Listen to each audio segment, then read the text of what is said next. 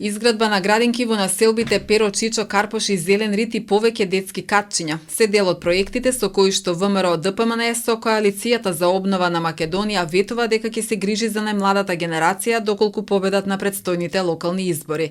Кандидатот за советник во Советот на општината Сашо Стошевски на денешната пресконференција потсети дека актуелниот градоначалник на претходните избори ветил изградба на 2 градинки, но проектите не се реализирани.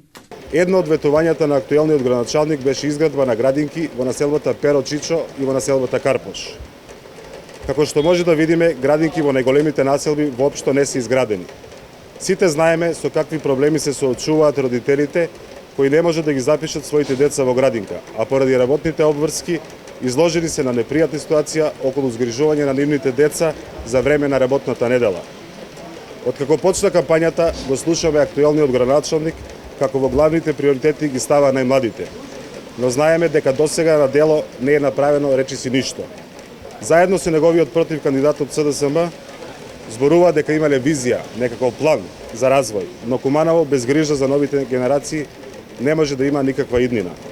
Општина Куманово има потреба од градинки и детски катчиња каде најмладите ќе може да го поминуваат своето слободно време.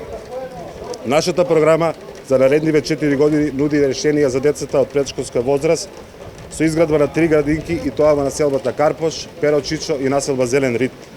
Исто така за најмладите ќе изградиме детски катчиња во сите населени места во општина Куманово, што ќе создаде дополнителни услови за рекреирање и социјализација. Стошевски смета дека е време да започнат според него долго очекуваните промени во Куманово и ги повика граѓаните на 17 октомври да дадат поддршка на кандидатот за градоначалник Тони Михајловски и советничката листа на Коалицијата за обнова на Македонија, предводена од ВМРО ДПМН.